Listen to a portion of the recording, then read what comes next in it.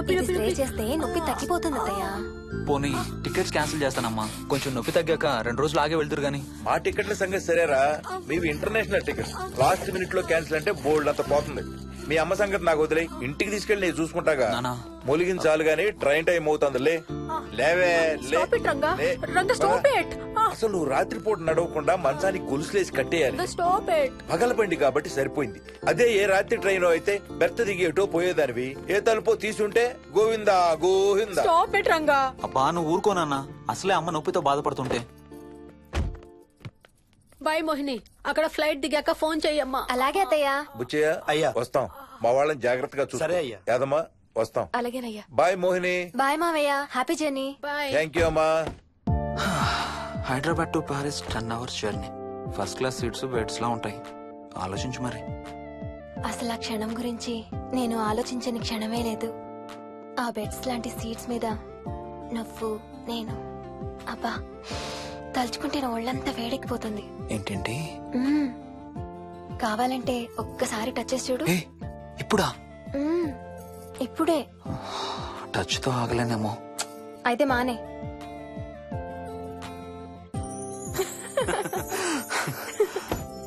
రేయ్ తొందరగా రారా, టైం అవుతుంది. సరే వెళ్ళు, నేను ప్యాకింగ్ స్టార్ట్ చేయాలి. ఆ, ఇవాళ ఏం కలరు? Stop it Harsha. రోజు పొద్దున్న ఏం తింటావు? ఇడ్లీ. రోజు ఇడ్లీనా? ఇంకేం తినవా? అవును డాక్టర్, ఎప్పుడు ఇడ్లీయే కావాలంటాడు. అప్పుడప్పుడు కాన్ఫ్లెక్స్ తింటాడు. ఇటు తిరగమ్మా. రోజు పాలు తాగుతావా? పాలంటే నాకు ఇష్టం లేదు. పెరుగన్నా తింటావా? పెరుగు కూడా నాకు ఇష్టం లేదు. అయితే ఏమిష్టం నీకు? చాక్లెట్స్. ఆ, ఇదిగో తీసుకో. ఇంకోటి ఇస్తారా అంకుల్? మా తాతయ్య కూడా ఇవ్వాలి. అవునవును మర్చిపోయాను. ఇదిగో. Thank you. ఇంతకీ మీ తాతయ్య ఎక్కడున్నారు? బయటే కూర్చున్నారు. సరే అయితే వెళ్ళి మీ తాతయ్యతో ఆడుకో. Sir thank you. మీకు మీ బాబు గురించి చెప్పే ముందు నేను ఈ మధ్య డీల్ చేసిన ఒక కేసు గురించి మీకు చెప్పాలి. ఈ అమ్మాయి పేరు కల్పన. ఇప్పుడు 18 ఏళ్లు. తనకు 10 ఏళ్ల వయసులో నా దగ్గరికి తీసుకొచ్చారు. రాయడానికి చదవడానికి బాగా ఇబ్బంది పడేది. 10th స్టాండర్డ్ 3 సార్లు అన్ని సబ్జెక్ట్స్ లో ఫెయిల్ అయింది. తనకి చదువు రాదనే డిప్రెషన్ తో ఆత్మహత్య కూడా ట్రై చేసింది. అలాంటి అమ్మాయి సడన్ గా ఒక రోజు పుస్తకాలు తీసుకుని రూమ్ లోకి వెళ్లి గంటలు గంటలు చదవడం స్టార్ట్ చేసింది. 10th స్టాండర్డ్ 96% తో పాస్ అయింది. ఎలాగమ్మా అని అడిగితే వాళ్ళ నాన్నగారు రోజు వచ్చి చదువు చెప్పి హెల్ప్ చేశారంది. నిజానికి ఈ అమ్మాయి నాన్నగారు తను పుట్టకముందే చనిపోయారు. చదువు దారిలో పడ్డాక కల్పనకి వాళ్ళ నాన్నగారు కనబడ్డం మానేశారు. ఈ కేస్ గురించి మాకు చెప్తాను. ఇది కల్పన చిన్నప్పుడు తీసిన ఎక్స్రే. ఇది వికీ ఎక్స్రే. ఈ రెండిట్లోనూ ఈ చిన్న బ్లాక్ స్పాట్ చూసారా? దీన్ని యాంటీరియర్ ఫాంటనల్ అంటారు. పుట్టుకతో చిన్నపిల్లలందరికీ తల మీద ఉండే మెతక భాగం 2 ఏళ్లకి 98% దాకా క్లోజ్ అయి ఒక 6 ఏళ్లకి కంప్లీట్ గా గట్టిపడిపోతుంది. కానీ విక్కీకి 7 ఏళ్లు వచ్చినా ఇది ఇంకా క్లోజ్ అవ్వలేదు. వేల సంవత్సరాలుగా హిందువులు బౌద్ధులు ఈ మెతక భాగం కింద సహస్రార చక్రం ఉంటుందని నమ్ముతారు. బాడీలో ఉండే అన్ని చక్రాలలో మానసిక ఎదుగుదలకు కావలసిన అతి ముఖ్యమైన చక్రం. ఈ చక్రాన్ని ఒక స్పిరిచువల్ గేట్వే అని కూడా అంటారు. మెడికల్ సైన్స్ కూడా దీన్ని యాక్సెప్ట్ చేసింది. సైన్స్ చెప్పేదాన్ని వేదాంతం చెప్పేదాన్ని కలిపి సింపుల్ గా చెప్పాలంటే పసిపిల్లలకు కొంత ఏజ్ వచ్చే వరకు మనకు కనబడని అంతుపట్టని ఆత్మల ప్రపంచంతో ఒక ఆధ్యాత్మిక అదే ఒక స్పిరిచువల్ కనెక్షన్ ఉంటుంది. అంటే వాళ్ళకి ఆత్మలు కనపడతాయా? వాళ్ళకి ఆత్మలు కనబడొచ్చు, వాళ్ళు ఆత్మలతో మాట్లాడొచ్చు, ఆత్మలు చెప్పే వినొచ్చు. కల్పనకి ఎప్పుడైతే గట్టిపడిందో తనకి వాళ్ళ నాన్నగారు కనబడ్డం మానేశారు. విక్కీ విషయంలో కూడా అలాగే జరగచ్చు అనుకుంటున్నాను. వావ్, ఏంటి నమ్మలేకపోతున్నారా? సబ్జెక్ట్ చాలా హెవీగా ఉంది. Sorry, no offence. కొంచెం నమ్మలేనట్టుగానే ఉంది సార్. మనకు అర్థం కాని చాలా విషయాలు కొంచెం నమ్మలేనట్టుగానే ఉంటాయి. దయ్యాల్ని చూసినప్పుడు కుక్కలు మురుగుతాయంటారు.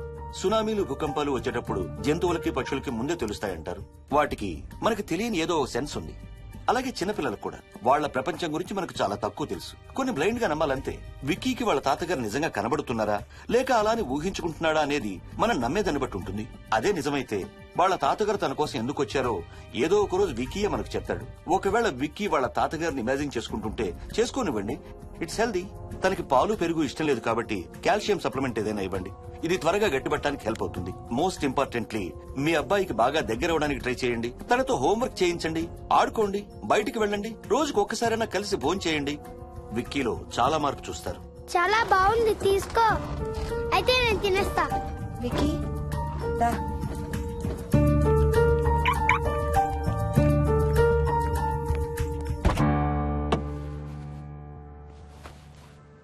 Wiki listen to me carefully. ఇక నుంచి అన్ని ఆటలు మన ఇద్దరమే ఆడుకుందాం. నీకెప్పుడు ఆడుకోవాలనిపించినా నన్ను పిలు, నేనొచ్చి నీతో ఆడతాను. తాతతో గాని రాజుతో గాని ఆడుకోవటం మానేయాలి, అర్థమైందా? తాత అంటే నాకు చాలా ఇష్టం డాడీ. తాత చచ్చిపోయాడు, ఈ లోకంలో లేడు. నువ్వు పుట్టక ముందే చచ్చిపోయాడు, అర్థమైందా?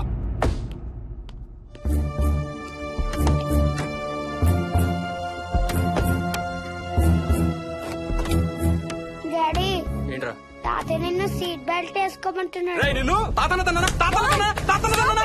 Stop it. వాడితో డీల్ చేసే విధానం అది కాదు. కార్తీ, ఇవ్వు, వాడికి బాగా గారం ఇవ్వు, తర్వాత ఏడుస్తావు నువ్వే.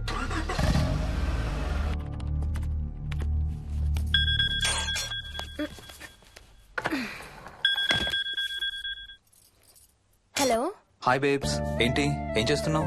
ప్యాకింగ్. ఎప్పుడు వస్తున్నావు? బయలుదేరుతున్నాను. Hey, you know something? కాసేపట్లో మన ఇద్దరం మైల్ హై క్లబ్ లో మెంబర్స్ అవబోతున్నాం. మైల్ హై క్లబ్బా? ఏంటది? మన ఫస్ట్ నైట్ భూమికి 10 కిలోమీటర్ల పైన ఒక ఫ్లైట్ ఫస్ట్ క్లాస్ క్యాబిన్ లో జరగబోతుంది. అలా ఆకాశంలో శోభనం చేసుకున్న వాళ్ళందరూ కలిసి ఒక క్లబ్ పెట్టుకున్నారు. సో మనకు కూడా ఆ క్లబ్ లో మెంబర్షిప్ వస్తుంది. నాకేం అక్కర్లేదులే ఆ క్లబ్ లో మెంబర్షిప్. కానీ నాకు కావాలి. అసలు ఎంతమందికి వస్తుంది చెప్పు ఇలాంటి ఆపర్చునిటీ? మొదటి రాత్రి, మొదటిసారి భూమికి 36,000 ఫీట్ పైన ఒకే దుప్పట్లో ఇద్దరం. ఛీ, కంపు. హే, దుప్పటా నేనా? అది కాదు, ఇంట్లో మళ్ళీ ఆ మందు కంపొస్తుంది.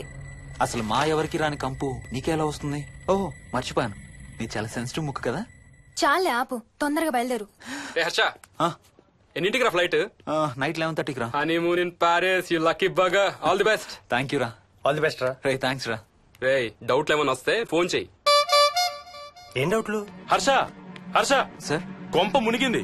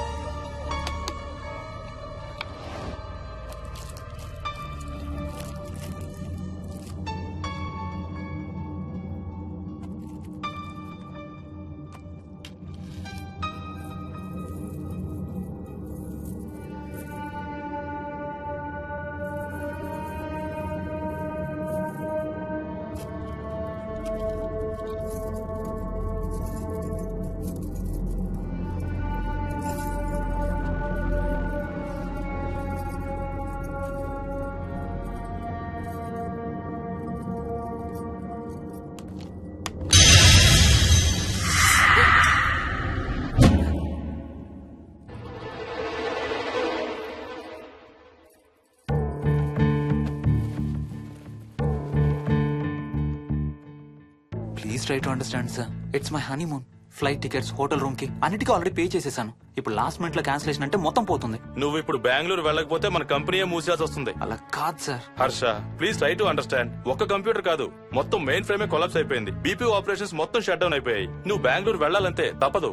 మార్నింగ్ ఫస్ట్ ఫ్లైట్ లో తిరిగి వచ్చేద్దు గానీ నీ హనీమూన్ కి రేపు వెళ్ళు. కావాలంటే ఖర్చులన్నీ కంపెనీ భరిస్తుంది. Sir, I can't sir. Can't లేదు, గీంటూ లేదు. నువ్వు వెళ్ళకపోతే నా ఉద్యోగమే కాదు, నీ ఉద్యోగం కూడా పడుతుంది.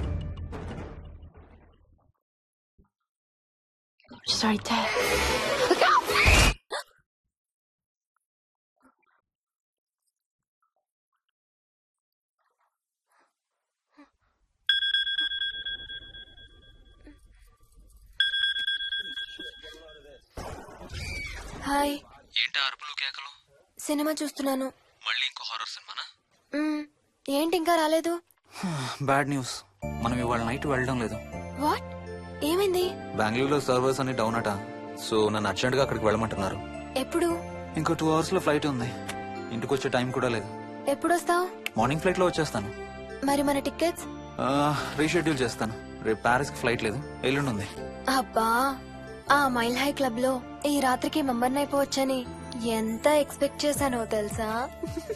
హే, డోంట్ వరీ స్వీటీ, ఏముంది, ఎల్లుండి నైట్ మెంబర్స్ అవుదాం. ఇవాళ నీ కోసం నీ ఫేవరెట్ కలర్ బ్లాక్ వేసుకున్నాను తెలుసా? ఏ, అసలే చిరాగ్గా ఉన్నాను ఇంకా ఉడికించు. Okay baby, I have to go. Sorry, ఒక్కదాన్నే వదిలేసి వెళ్తున్నాను. తొందరగా వచ్చే. నువ్వు మార్నింగ్ లేచేసరికి వచ్చేస్తాను. Okay, love you. Love you, bye.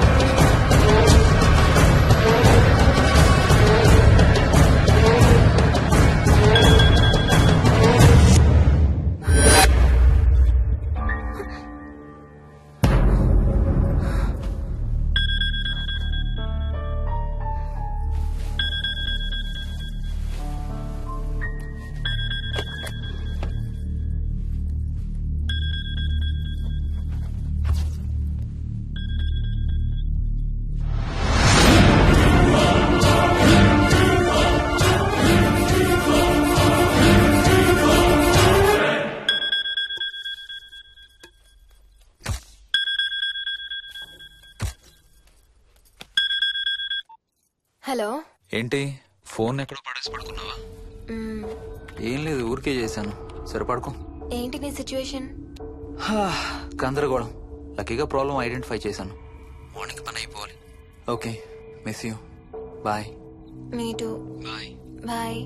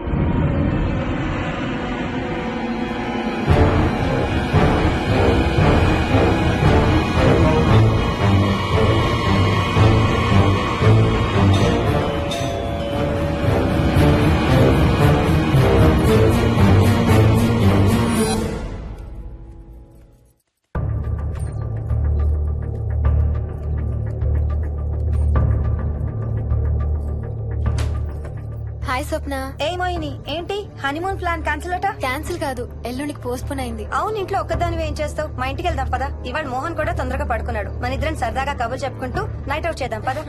Okay.